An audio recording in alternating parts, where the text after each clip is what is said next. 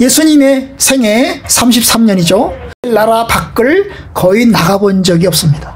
우리는 지금 여행이 자유로운 시대가 돼가지고 우리나라 밖을 자유롭게 나갑니다만은, 그런데 여러분 지금부터 한 20, 30년 전만 하더라도 한국 사람들 외국으로 거의 나가본 적이 없이 그냥 자기 나라에서 살다가 자기 나라에서 죽었어요. 심지어는 지금부터 한 5, 60년 전만 하더라도 여러분 자기 마을에서 살다가 자기 마을에서 죽는 사람들도 있었어요. 자기 나라 자기 마을을 밖을 나가본 적이 없는 사람들도 있을 정도입니다. 예수님은 어땠을까요? 예수님은 이스라엘 나라 밖을 나가본 적이 거의 없어요. 예수님은 온 세상의 죄를 위해서, 온 세상 사람들을 구원하기 위해서 오셨어요. 그런데 예수님의 인생은 정작 이스라엘 나라 밖을 거의 나가본 적이 없으세요. 오늘 말씀이 바로 예수님께서 이스라엘 나라 밖을 이제 나가신 이야기를 우리가 보게 될 것입니다. 예수님은 바로 앞 시간에 이제 예수님께서 이 바리새인 서기관들과 논쟁을 벌였다고 그랬어요. 바리새인 서기관들, 특별히 예루살렘에서 갈릴리까지 그 몇백 킬로를 온 이 바리새인 서기관들이 예수님을 책잡기 위해서, 예수님을 흠잡기 위해서 내려왔어요. 예수를 조사하기 위해서 내려왔어요. 조사해서 건덕지 한번 낚시로 올무를 시키려고 내려왔단 말이에요. 조사를 했더니 뭐예요? 예수님의 제자들이 뭐예요? 정결 예식을 지키지 않는 것입니다. 그 당시 정결 예식 가운데 하나가 뭐예요? 손을 씻고 음식을 먹는 거예요. 그런데 손을 씻고 음식을 먹는 건 단지 위생적인 문제가 아니고, 위생적으로 손을 깨끗하기 위한 문제가 아니고, 하나님 앞에서 아주 정결한 삶을 살기 위한, 그래서 음식도 정결한 음식을 먹고, 여러분 이스라엘 사람들은 돼지고기 안 먹잖아요. 이스라엘 사람들은 코셔 음식을 먹어요. 코셔 음식. 코셔 음식이 뭐예요? 하나님 구약 성경에서 이건 먹어도 된다, 이것을 먹으면 안 된다 라고 하는 정해진 음식이 있는데, 이 정해진 음식만 먹어요. 코셔 음식을 먹어요. 여러분 그게 정결에 굉장히 중요한 겁니다. 굉장히 중요한 거예요. 여러분 요새 이슬람 사람들이 들어와서 뭐 코셔 음식 뭐 차른다고 그러잖아요. 비슷한 거예요. 그래서 이 정결한 음식을 먹어요. 돼지고기 안 먹고요. 닭은 먹어도 괜찮아요. 소고기 먹어도 괜찮아요. 그런데 이렇게 가린단 말이죠. 가려요. 그런데 이제 뭐예요? 음식을 먹는 절차에 있어서도 손을 이제 씻어야 되는 거예요. 어느 정도까지 손을 여기까지 씻는다든지 3번 씻는다든지 뭐 이런 규정이 있는 것입니다. 구약 성경에는 없어요. 구약 성경에는 없는데 이것을 이제 구체적으로 어떻게 하면 정결을 잘 지킬 수 있을 것인가를 랍비들이 이제 규정을 만들어서 이스라엘 사람들을 가르치기 시작을 했던 것입니다. 그런데 예수님은 정작 제자들과 함께 그 규정을 잘 안 지켰던 것입니다. 잘 안 지키니까 뭐예요? 예수님을 향해서 공격이 시작된 것입니다. 왜 당신의 제자들은 그 코셔르 규칙을 안 지킵니까? 라고 공격을 한 것입니다. 바로 공격한 거에 대해서 예수님께서 뭐라고 그랬어요? 너희들은 사람의 계명으로 하나님의 계명을 파괴시키고 있다.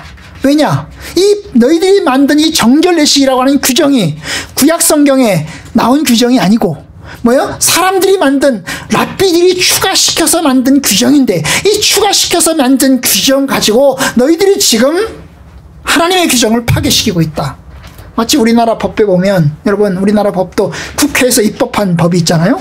그 다음에 이제 대통령이 시행령으로 정한 규정이 있잖아요. 그죠? 그런데 입법 규정이 있음에도 불구하고 입법 규정을 파괴시키는 시행령 규정을 만들잖아요. 그죠? 지금 이제 대통령실에서 그런 걸 만들어요. 그래서 입법 규정, 법적 규정을 파괴시키는 규정들을 자기네들끼리 만들어가지고 이제 해나가는 것입니다. 왜냐? 국회를 통과 못 시키니까. 똑같은 거예요. 여러분, 랍비들이요, 하나님의 율법에 맞는 규정을 만든다고 만들었는데, 그 규정이 입각해서 시행령 같은 규정을 만들었는데, 이 규정이 뭐예요? 입법 규정에 위배되는, 입법 규정에 나와 있지 않는 내용들을 이제 임의적으로 만들어서 가르치는 것입니다. 그런데 예수님은 그 규정을 지키지 않았어요.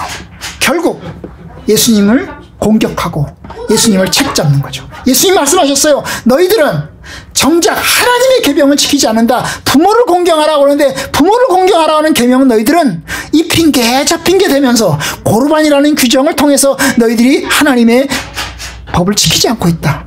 고르반이 뭐라고 그랬죠? 하나님께 바쳐야 될 제물을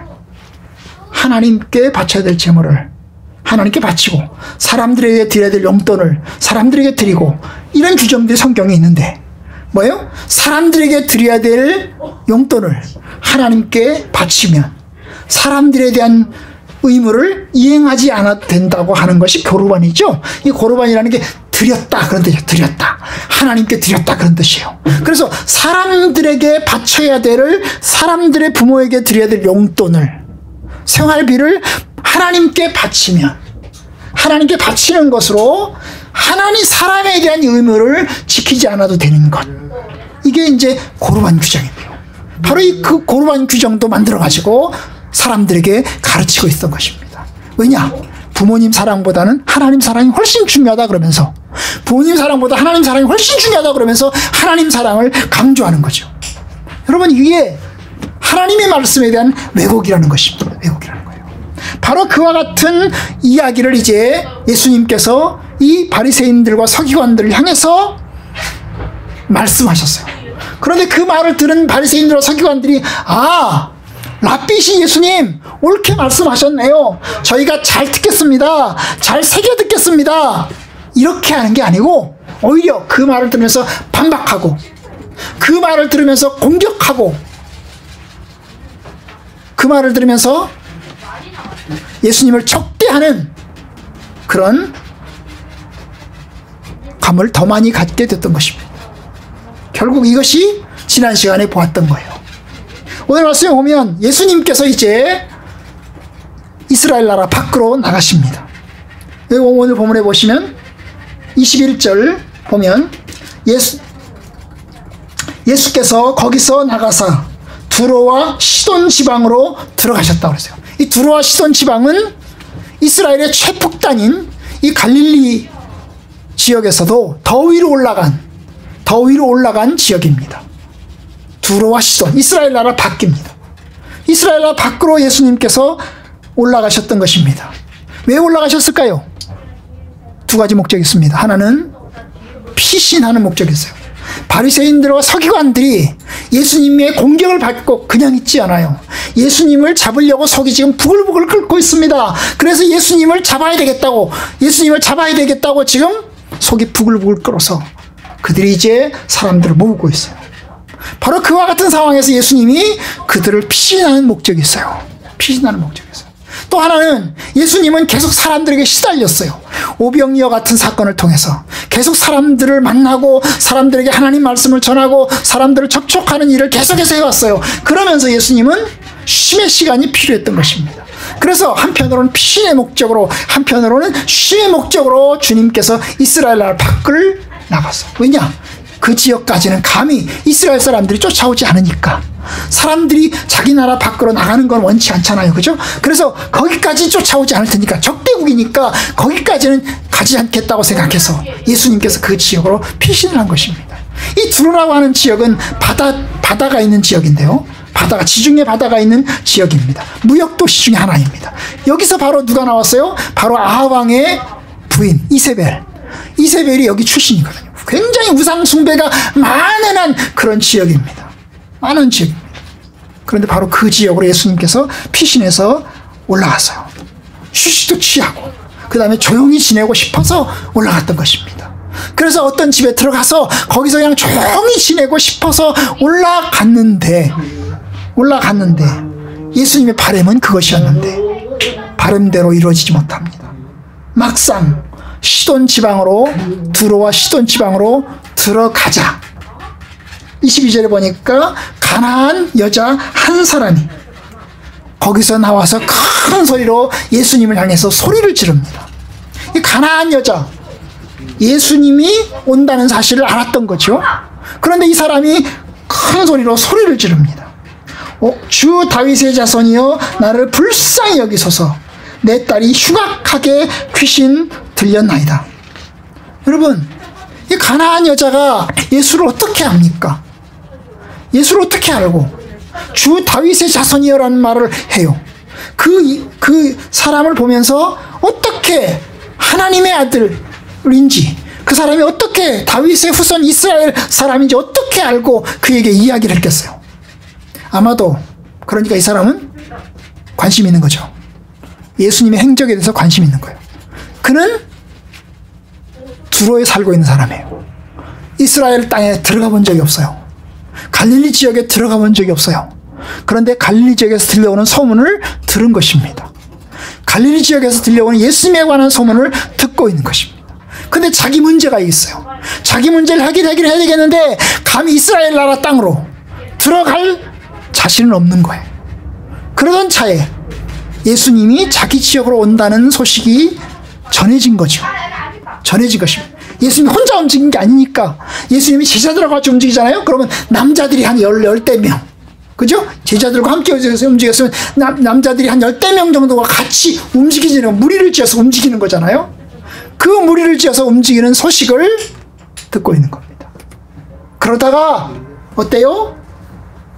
예수님이 온다는 소식을 듣고 이제 예수님을 따라서 예수님이 있는 곳으로 나아왔던 것입니다.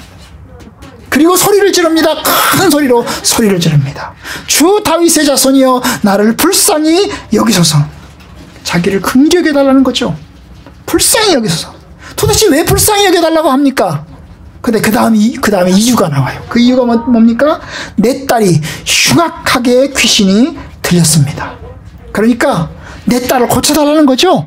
내 딸의 그 귀신 들림, 흉악하게 귀신이 들렸는데 이 흉악하다는 말, 아마도 귀신 들린 것 때문에 그냥 가만히 있지 못하고 발작을 한다든지 뭐 소리를 지른다든지 뭐 그렇게 하겠죠. 그죠? 제정신을 가지고 제대로 된 생활을 하지 않고 굉장히 이상한 삶을 계속해서 살아가는 걸 보면서 이 딸의 문제를 가지고 고민하고 염려하던 이 여자가 예수님을 향해서 소리를 지른 겁니다. 주 다윗의 자손이여 나를 불쌍히 여겨 주십시오. 내 딸이 흉악하게 귀신이 들렸습니다. 여러분, 그 당시에 의사가 없었겠어요? 그 두로와 시돈 지방에 의사가 없었겠어요? 무역도시인데요. 있습니다. 의사들이 있겠죠. 병 고치는 무당들도 있겠죠. 마술사들도 있을 것입니다. 술객들도 있을 것입니다. 그런데 그 사람들에게 못 고쳤겠죠? 못 고쳤을 겁니다. 그러던 차에 예수의 소문을 들었죠. 저 갈릴리 지역, 이스라엘 나라 밖에, 자기 두로라고 하는 이 지역 밖에, 저 남쪽에 이스라엘 지역에서 들려오는, 갈릴리 지역에서 들려오는 그 나사렛 예수에 대한 소문을 들었던 거죠. 예수가 병을 고친다더라. 예수가 귀신 들린 사람들도 고친다더라. 이런 소문이 들려왔죠. 그래서 이제 예수를 보면서 큰 소리로 부른 거죠. 다윗의 자손이여 나를 불쌍히 여기소서.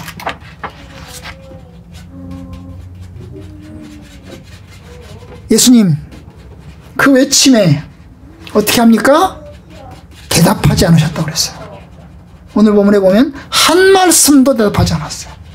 그 여자가 소리를 질러요. 나를 불쌍히 여기소서. 그러면 소리를 질러요. 한 번만 얘기하는 게 아니에요. 계속해서 이야기하는 거예요. 나를 불쌍히 여겨주세요. 나를 불쌍히 여겨주세요. 소리를 계속 지르는데 예수님 한 말씀도 대답하지 않아요. 한 말씀만 대답하지 않아요. 그리고 계속 자기 길을 계속해서 갑니다. 자기 길을 계속해서 갑니다. 소리를 질러요. 그리고 자기 길을 계속해서 갑니다. 그걸 보다 못한 제자들이 이제 예수님에게 와서 이야기를 합니다. 그 여자가 우리 뒤에서 소리를 지르고 있습니다. 계속해서 그 여자가 소리를 지르고 있습니다. 그를 보내십시다. 보내십시다는 말 가운데는 이런 뜻이 들어있어요. 예수님, 저 여자가 지금 무슨 이야기를 계속해서 하고 있습니다. 좀 들여나 보십시다. 그리고 문제를 좀 해결해 주세요. 귀찮아 죽겠습니다. 문제를 해결해 주고 그들을 빨리 보냈으면 좋겠습니다. 너무너무 소리를 질러서 시끄럽습니다. 그런 뜻인 거죠. 그런 뜻인 거죠. 그렇죠. 네. 그래서 이제 예수님이 그 이야기를 듣고 어땠어요? 예수님은 그 다음에 이번에는 어떻게 해요? 반박합니다. 뭐라고요? 24절 예수께서 대답하여 이르시되 나는 이스라엘 집에 잃어버린 양 외에는 다른 데로 보내심을 받지 아니하였노라. 이상한 얘기를 하세요. 나는 이스라엘 집에 잃어버린 양, 나는 이들에게 내가 보내심을 받았다.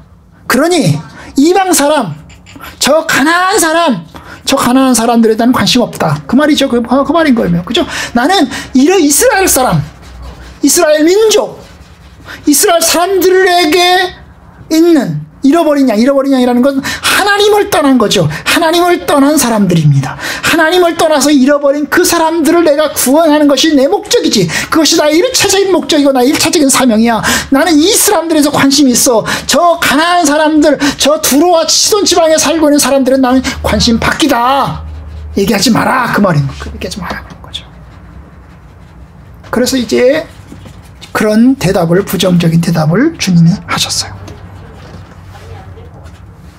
그 말을 들은 제자들 아무 말씀 안 하십니다. 그런데 여자가 또 이야기를 합니다. 25절. 여자가 와서, 이제 가까이 왔죠. 가까이 온 거죠. 여자가 와서 예수께 절하며 이르되 저를 도우십시오. 도와주세요. 예수님이 하신 말씀 들었는지 안 들었는지 몰라요. 예수님이 제자들에게 나는 잃어버린 양에게만 관심이 있다. 나는 이스라엘의 잃어버린 양에게만 관심이 있다는 이야기를 이 여자가 들었는지 안 들었는지 몰라요. 아마 들어서도 왔다면 이 여자는 대단한 심장을 가진 사람이죠. 예수님이 부정적인 감정, 자기를 향해 아주 부정적이고 노골적인 어떤 거부감을 가지고 있음에도 불구하고 예수님에게 와서 나를 도와달라고 이야기하는 걸 보면 굉장히 강심장이죠. 예수님 말씀을 못 들은 상태에서 그냥 예수님에게 와가지고 이야기하는 거라면 이 받아들일 수 있어요. 그런데 여러분, 여자는 알고 있을 가능성이 커요. 왜냐하면 계속해서 자기를 도와달라고 이야기를 했는데도 불구하고 예수님이 그냥 노코멘트로 그냥 자기를 무시했잖아요. 계속해서 무시했잖아요. 그죠? 그러니까 알고 있을 가능성이 커요. 사실 그래요. 여러분, 그 당시에 이스라엘 사람들은 이방 사람들과 접촉을 안 했어요. 이방 사람들과 만나지도 않았어요. 왜요? 그들은 이스라엘 민족이 아니에요. 선택받은 사람들이 아니에요. 귀신에게 쓰인, 마귀에게 쓰인 악마의 후손들이에요. 그렇기 때문에 그들과는 접촉도 안 했어요. 만나지도 않았어요. 그들은 이방 사람들이잖아요. 이방 사람들입니다. 이방 사람들하고 같이 어울리지도 않고 만나지도 않고 같이 밥을 먹지도 않고 서로 교통도 안 해요. 이것이 그 당시의 모습이에요. 그 당시의 모습인 것입니다. 종교적으로 거룩한 이스라엘 사람들은 절대로 이방 사람들과 만나잖아요. 왜냐? 그들 우상 숭배하는 사람들과 같이 섞여서 이야기조차 하지 않으려고 한단 말이죠. 왜냐? 이야기했다가 내가 부정하게 될까봐. 그들과 이야기했다가 부정하게 될까봐. 혹시 그들과 이야기하다가 손이라도 닿게 되면, 혹시 옷깃이라고 쓰시게 되면 내가 부정하게 되기 때문에 그들과는 가까이 가지 않으려고 합니다. 그것이 그 당시에 이스라엘의 정서예요. 정서. 여러분, 이스라엘은 세로로 이렇게 길게 돼 있잖아요. 그런데 이제 가장 북쪽에 갈릴리 지역이 있고, 그 다음에 가장 남쪽에 유다 지방이 있어요. 그 가운데 자리에 사마리아 지역에 있다고 그랬잖아요. 사마리아 지역에. 그런데 이 사마리아 지역 사람들과 이 유다 사람들, 갈릴리 사람들, 남쪽 유다 사람들, 이 사람들은요, 서로 접촉도 잘 안 했어요. 심지어 유다 사람들, 남쪽의 유다 사람들은 자부심이 굉장히 강해서, 자기에 대한 자부심이 워낙 강해가지고요, 북쪽에 있는 갈릴리 사람들, 중간에 있는 사마리아 사람들하고 같이 교통도 교제도 하지 않으려고 했어요. 같은 민족임에도 불구하고, 같은 민족이어도 그랬어요. 왜요? 여러분, 이방이 침입을 했을 때, 팔레스타인을 침입을 했을 때 이방 사람들이 들어왔어요. 어디를 들어왔죠? 사마리아 지역을 중심으로 들어왔거든요. 사마리아가 북이스라엘의 수도였어요. 수도였기 때문에 이 사마리아 지역에, 이 지역으로 이방 사람들이 침입을 해가지고 거기를 몇백 년 동안 지배를 했단 말이죠.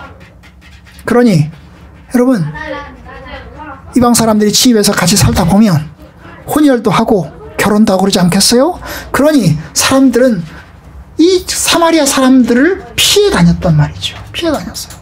같은 민족임에도 불구하고 그랬는데, 여러분, 이방 민족입니다. 아주 두로라고 하는 지역은 이스라엘 사람들에게 아주 안 좋은 감정이 많은 지역입니다.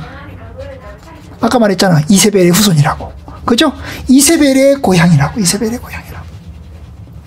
그런데 예수님이 그 지역으로 가신 것도 대단하고, 그런데 그 지역 사람인 이 여자가 와서 예수님을 향해서 도와달라고 요청을 하고 있잖아요. 요청을 하고 있어요. 예수님, 이런 요청에 이제 세 번째로 거절하십니다. 세 번째도 거절하세요.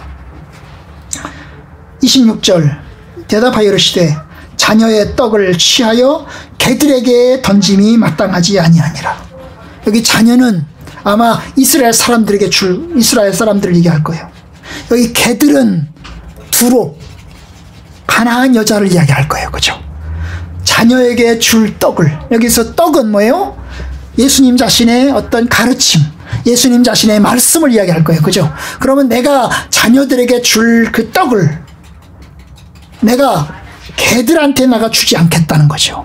자녀들에게 주겠다는 거죠. 자녀들에게 내가 주겠다. 이것이 나에게 우선이고 이것이 내게 중요한 거다. 나는 개들에게는 주지 않겠다.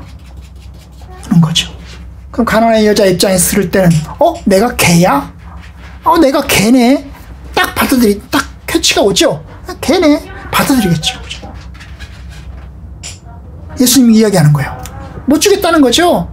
내가 먼저 자식들에게 줘야 되겠다. 자식한테 주는 게 중요하다. 나는 이걸 위해서 왔다. 걔들에겐 줄 수 없다. 그 얘기를 딱 하신 거예요. 자, 그 얘기를 들은 이 가나안 여자 어떻게 합니까? 27절 대답합니다. 주여, 옳소이다마는, 주님 말씀이 대단히 옳습니다. 대단히 옳습니다. 그런데요, 개들도 주인의 상에서 떨어지는 부스러기는 먹지 않겠습니까? 그러니 저에게 부스러기를 좀 주세요. 이런 뜻으로 이야기를 한 거죠. 그죠? 그 얘기입니다. 개들도 주인의 상에서 떨어지는 부스러기, 그 자녀들이 먹는 상에서 떨어지는 부스러기를 먹지 않겠습니까? 혹시 그 자녀들이 음식을 먹다가 떡을 먹다가 흘리면 그거라도 주워 먹지 않겠습니까? 그러니 이 부스러기라도 좀 주십시오 라고 하는 뜻인 것입니다. 그러면 제가 그거라도 먹겠습니다. 그거라도 주십시오 라고 이야기를 했어요. 결국 이 여자는 예수님의 말씀에 자기가 개라는 것을, 예수님 말씀하신 이스라엘 민족이 아니라는 것을, 예수님 보시기에 이방 민족인데요, 이방 민족, 우상을 경외하고 하나님의 뜻을 모르는 그 악한 민족인데 그 민족인 것을 내가 인정합니다. 인정합니다. 하나님의 율법을 모르고 하나님의 뜻을 모르는 민족인 것을 내가 인정합니다. 그런데 우리에게도 뭔가 주시면 좋겠습니다. 저에게도 뭔가 조금 주시면 좋겠습니다 라고 이야기를 했어요. 자, 주의 말씀에 이렇게 여자가 이야기를 하자 주님 말씀 28절, 여자여 네 믿음이 크다. 네 믿음이 크도다. 네 소원대로 되리라 고 말씀을 하셨어요. 여자의 믿음을 칭찬하신 거죠. 여자가 그렇게 자기가 뿌리치고 거절하고 그 다음에 내가 주지 않겠다고 아주 강하게 이야기함에도 불구하고 계속해서 도와달라고 계속해서 엎드리고 매달리는 그 여자의 모습을 보면서 여자가 믿음이 크다고 이야기하시면서, 여러분, 네 소원대로 되어라, 네 소원대로 되기를 바란다 고 이야기를 했어요. 결국 그 여자의 소원대로 그의 딸이 나왔습니다. 이게 오늘 우리가 살펴본 이야기입니다. 제가 여기서 이제 한 두세 가지 이야기를 드리려고 합니다. 여러분, 예수님은 누구십니까? 예수님은 이스라엘의 메시아, 다윗의 후손입니다. 다윗의 후손. 여러분, 이 다윗의 후손이라는 말은 굉장히 중요한 단어입니다. 여자가 와서, 이 가나안 여자가 와서 예수님에게 말한 외침, 뭐예요? 주 다윗의 후손이요. 이 주라는 말은 아마 특별히 존경하는 사람들이 쓰는 말입니다. 그냥 일반적인 용어라고 받아들이면 됩니다. 주, 다윗의 후손이요. 여러분, 다윗의 자손이요. 이것은 가나안 사람들이 쓰는 용어가 아닙니다. 두로 사람들이 쓰는 용어가 아닙니다. 두로 사람들은 다윗의 자손이라는 말을 쓰지 않습니다. 이 다윗의 자손이라는 말은 누가 쓰는 말이에요? 이스라엘 사람들이 쓰는 말입니다. 이스라엘 사람들이 어떨 때 쓰는 말이죠? 다윗의 자손 어떨 때 쓰는 말이에요? 구약이 약속된 메시아를 일컬 때 쓰는 용어입니다. 여러분이 하나님께서 다윗에게 약속하셨어요. 다윗이 살아있을 때, 이 다윗, 예수님 이전에 1000년 전의 이야기입니다. 예수님 이전에 1000년 전에 하나님께서 다윗에게 약속하신 이야기가 뭐예요? 네 몸에서 날짜가 영원히 왕위를 계승하게 될 것이다 하는 것을 다윗에게 약속하셨어요. 다윗이 성전을 지으려고 할 때 성전을 지을 필요 없다. 네가 성전을 지을 필요 없다. 근데 내가 너에게 복을 주겠다. 네 몸에서 날 너의 후손이 영원히 왕이 될 것이다. 하나님께서 약속하셨어요. 결국 여러분, 이 다윗의 후손이 뭘 이야기하냐면, 여러분, 왕위를 계승한다는 것은 그 나라를 통치하는 것입니다. 이스라엘 나라를 통치하는 거예요. 이스라엘 나라를 평화로 인도하는 것입니다. 다윗이 무슨 일 했죠? 다윗이 이스라엘 나라를 통일왕국으로 만들었어요. 흩어져 있는 이스라엘 나라, 북왕국, 남왕국 두 개 다 통일시켰어요. 그리고 그 나라 어떻게 했어요? 부강하게 만들었어요. 이스라엘을 강력하게 만들었어요. 주변 나라를 침략하면서, 그 주변 나라를 침략하면서 나라의 땅덩이를 굉장히 넓히고, 다른 나라에서 공격해오는 공격을 다 받아가지고 다 이겨내고 막아내고, 그러면서 그 나라를 부강하게 만들어냈단 말이죠. 네? 그리고 이스라엘 사람들을 평화롭게 살게 만들었어요. 경제적으로도 굉장히 부강하게 살도록 만들었어요. 여러분, 그것이 다윗의 공이에요. 솔로몬은 다윗의 공을 조금 이어받았을 뿐이에요. 사실 솔로몬이 축복을 만들어낸 게 아니고, 사실 다윗이 만들어낸 것을 솔로몬이 누린 것입니다. 그러니 여러분, 그런데 그 다음에 솔로몬이 죽고 난 다음에 나라가 이제 쪼개지면서 결국 북왕국, 남왕국 다 망했잖아요. 그리고 예수님 오실 때까지 몇백 년 동안 나라가 없었잖아요. 그들의 마음속에는 이제 꿈이 있었습니다. 그 꿈이 뭐냐 하면, 다윗의 후손이 와서 우리나라를 다른 나라의 지배에서 구원해서 우리나라를 좀 더 부강하고 편안하고 복된 나라로 만들어주기를 바라는 꿈이 있었던 것입니다. 바로 그것이 다윗의 후손이에요. 다윗의 후손은 누가 쓰는 말이에요? 이스라엘 사람들이 쓰는 말이라고요. 구약에 약속된 그 메시아, 선지자들이 약속한 그 메시아, 다윗에게서 한 싹이 나서 한 나라를 영원스럽게 만들겠다고 하는 것이 구약 성경의 예언인데, 그 예언을 이스라엘 사람들이 소망하고 받아들이고 있는 것입니다. 그런데 그 용어를 이스라엘 사람이 사용하는 게 아니고 지금 누가 써요? 가나안 여자가 사용하고 있어요. 예수님에게 와서 주 다윗의 후손이여 나를 불쌍히 해주세요. 그 말은 뭐예요? 나도 이스라엘 사람들처럼 나도 메시아를 기다립니다. 나를 구원하고 나를 살려줄 구원자를 제가 기다리고 있습니다. 나를 불쌍히 여겨주세요. 그런 뜻이거든요. 여러분, 바로 그 용어를 사용하고 있어요. 여러분, 다윗의 후손이라는 것은 아까 말씀드린 것처럼 구약에 약속된 메시아, 구원자라는 뜻입니다. 하나님의 나라를 이루고 하나님의 평화를 이루실 왕이라는 것입니다. 이새의 뿌리에서 한 싹이 나서 만민의 기치로 설 것이요 그가 그의 영으로 세상을 다스리되 공의와 성실로 다스릴 것이니라. 여러분, 이것이 다윗의 후손입니다. 세상적인 왕은 양육강식으로 다스립니다. 있는 자는 없는 사람을 짓밟으면서 다스립니다. 여러분, 공의로 다스리는 게 아니라 자기 이익을 위해서 다스립니다. 그런데 메시아는 하나님의 공의로 다스립니다. 이 여자의 말은 그런 거죠. 내가 당신을 다윗의 후손으로 받아들입니다. 나를 다스려 주시고 나를 통치해 주십시오. 여러분, 그들은 우상 숭배하는 민족이에요. 가나안 여자는 우상 숭배하는 민족이에요. 그들은 하나님을 경외하는 민족이 아니에요. 여호와를 경외하는 민족도 아니에요. 그들은 예수 그리스도의 메시아됨을 기다리지도 않아요. 그들은 우상 숭배하는 사람들이라니까요. 다른 신을 섬기는 사람들이에요. 그런데 다른 신을 섬기는 사람들이 뭐예요? 예수 그리스도를 다윗의 후손으로 받아들이고 있습니다. 나를 구원해 주세요. 나를 살려주세요. 여러분, 바로 예수님이 어떤 분이십니까? 바로 다윗의 후손입니다. 주님은 다윗의 후손으로 오셨습니다. 하나님께서 약속하신 그 약속의 구원자를 보내주신 것입니다. 여러분, 우리는 성경에서 구약과 신약을 받아들여요. 여러분, 구약이 필요한가요? 사실 어떤 때 보면 구약이 필요 없을 것 같아요. 왜냐하면 구약은 유대인들이 필요한 거잖아요. 유대인들이나 필요한 거잖아요. 우리는 예수님을 믿잖아요. 그러니까 구약 성경은 필요 없을 것 같아요. 그런데 우리가 구약 성경을 받아들이는 이유는 뭡니까?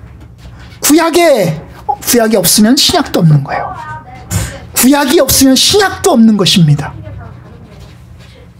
아니, 구약 그러니까 이제 제약회사 얘기하는 것 같은데 구약이 없으면 신약도 없습니다. 그러니까 옛날 약이 없으면 새로운 약도 없습니다. 그런 것 같은데, 아니 그런 게 아니고요. 그게 아니고, 여러분, 구약에 예수님에 관한 예언을 해놨는데, 하나님의 구원을 예언을 해놨는데 구약을 안 받아들이면 예언이 성취가 됐는지 안 됐는지조차 알 수가 없잖아요. 그죠? 그러니까 여러분, 구약이 필요한 거예요. 그죠? 예수님은 어떤 분이냐? 구약에 예언된, 약속된 그분이라는 거예요. 하나님의 말씀에 약속된 그분이라는 거예요. 우리는 약속된 그분을 믿는다는 거예요. 그런 면에서 우리는 구약과 신약을 같이 받아들이는 거예요. 구약과 신약을 같이 받아들이는 거예요. 왜냐? 구약에는 약속이 들어있거든요.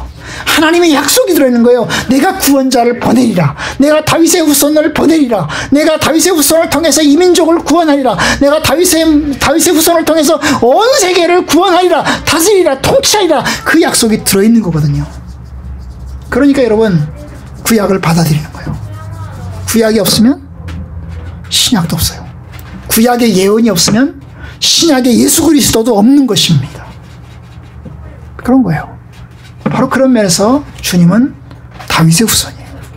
다윗의 후손이신데 약속된 그 후손이 사람의 몸을 입고 이 땅에 오셔서 하나님의 약속을 이루어 가시는 겁니다. 다윗의 후손이라는 말은 예수님이 하나님의 약속을 가지고 이 땅에 태어나서 그 구약에 예언된 그 약속을 하나하나 다 이루신다는 것입니다. 그것이 십자가의 죽으심이고, 그것이 부활이고, 그것이 사람들을 불러서 하나님 백성 삼으시고, 그리고 그것이 교회를 만드시는 것입니다. 여러분, 바로 주님은 그걸 위해서 오셨어요. 주님은 다윗의 후손입니다. 주님의 사명은 무엇입니까? 여러분, 주님이 오신 목적은 잃은 자를 찾고 또 자신을 떡으로 주기 위해서 오셨습니다. 그런데 원래 사실 구약 성경의 예언은 모든 민족이 구원함을 얻는 것입니다. 그렇죠? 아브라함에게 하나님이 약속하실 때 내가 온 민족이 너로 말미암아 복을 받으리라. 그렇죠? 너는 복이 될 것이다. 그리고 너를 통해서 모든 민족이 복을 받을 것이다. 하나님의 목적은 모든 사람을 구원하는 거예요. 모든 민족을 구원하는 것입니다. 유대인들만, 이스라엘 사람들만 구원하는 게 아니라 모든 사람을 구원하고 모든 민족을 구원하는 것이 하나님의 계획입니다. 그런데 사실 유대인들은 하나님의 선택받은 사람들이지만 여러분, 하나님을 떠났습니다. 하나님을 떠났어요. 그래서 잃어버린 양이죠. 그런데 여러분, 하나님의 계획은 잃어버린 이스라엘만 구원하는 게 아니고 온 세상 모두를 구원하는 것입니다. 아담의 그것이 원래 하나님의 계획이잖아요. 계획입니다. 이스라엘만 구원하는 게 아니라 이스라엘을 통해서 다른 민족들까지 하나님께로 돌아오게 하는 것이 하나님의 목적인 것입니다. 그런데 주님은 이스라엘에 오셔서 이스라엘 나라 밖을 거의 나가본 적이 없는 거죠. 모든 민족을 구원하려면 모든 민족이 있는 곳으로 다니면서 하나님 말씀을 전해야 되잖아요. 모든 민족이 있는 곳으로 다니면서 모든 민족을 만나서 하나님 말씀을 전해야 되잖아요.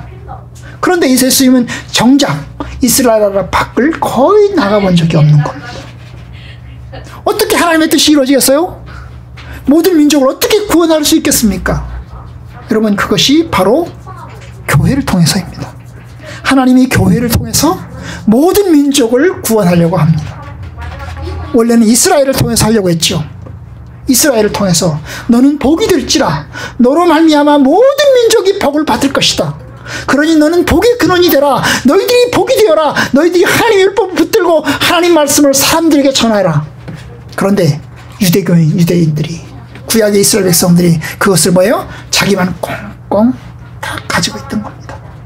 다른 사람들에게 나눠주기는커녕 나만 가지고 있는 거예요. 나만 감추고 우리만 가지고 있는 것입니다. 어쩌다가 한 사람이 개종을 하면, 유대교로 개종해서 들어오면 그래 너는 받아줄게. 한 사람이 어쩌다가 너는 들어오면 그래 너는 받아줄게. 그러면서 한두 사람을 품었을 뿐이지 적극적으로 나가서 사람들에게 하나님의 말씀을 가르쳐서 하나님의 뜻을 가르쳐서 돌아오라고 이야기하지 않는 겁니다. 아주 소극적으로 다 감추고 있는 것입니다. 그런데 예수님이 이제 교회를 통해서 그 일을 이루시게 됩니다. 예수님이 실자들에게 뭐라고 얘기하십니까? 너희들은 가서 모든 민족을 제자로 삼아라. 모든 민족을 제자로 삼아서 아버지와 아들과 성령의 이름으로 세례를 주라. 너희는 가서 만민에게 복음을 전해라. 너희는 가서 예루살렘과 유대와 사마리아와 땅까지 이르러서 내 증인이 되어라. 이것이 주님의 뜻입니다. 하지만 주님이 살아계신 동안에는 아직 아니었던 거죠. 하나님의 계획은 모든 민족에게 복음을 전하는 것이 목적이지만 예수님 때까지만 하더라도 잃어버린 사람을 주께로 돌아오는 일을 포인트로 두고 있던 겁니다. 안 하실 겁니까? 하실 겁니다. 먼저는 유대인에게요, 또한 헬라인에게로 다 하신 것처럼 이제 이스라엘을 먼저 하고 그 다음에 모든 민족에게로 나아갈 것입니다.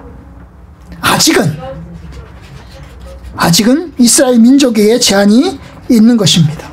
그런데 예수님은 그와 같은 마음을 가지고 있는 거예요. 내가 이제 떠나고 나면 교회를 통해서 모든 민족을 구원할 텐데, 그런데 아직은 아닌데, 그런데도 불구하고 두로 지방으로 가셨고, 그 두로 지방에서 가나안 여자를 만났을 때 결국 어떻게 합니까?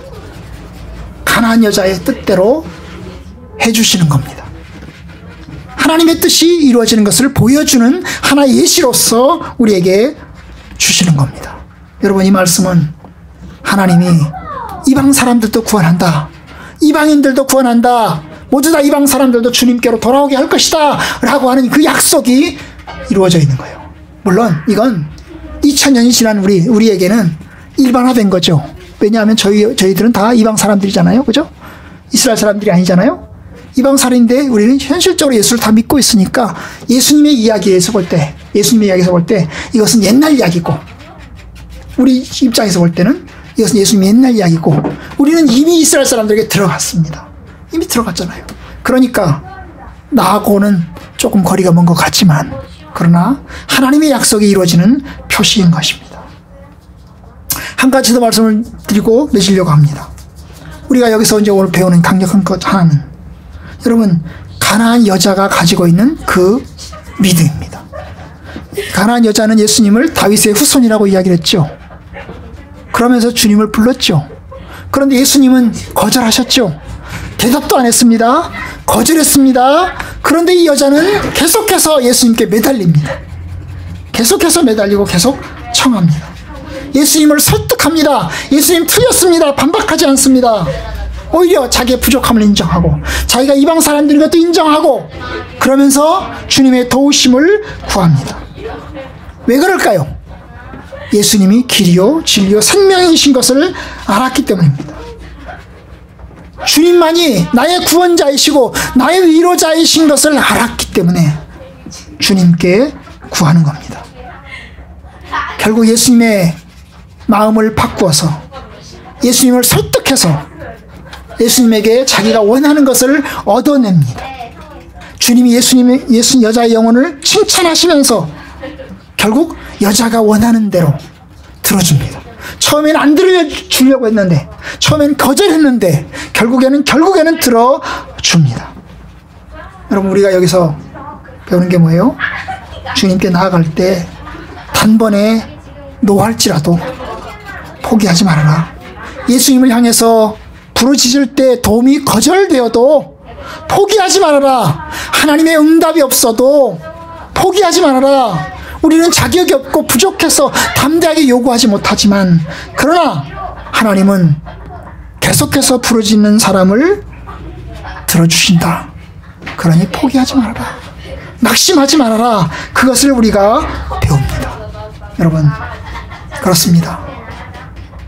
완악한 것 같고 그리고 사랑이 없는 것 같고, 그리고 계속해서 문을 닫아놓은 것 같지만, 그러나 하나님의 뜻이 이루어집니다. 부르심에 주께서 응답하십니다. 여러분, 저와 여러분들도 하나님께 부르칠 때 단번에 이루어지는 게 없으면, 단번에 하나님께 들어주는 것이 없어도 부르지 말고 계속해서 부르짖으며 주님께 나아가는 성도들이 되기를 주님의 이름으로 간절히 축원합니다.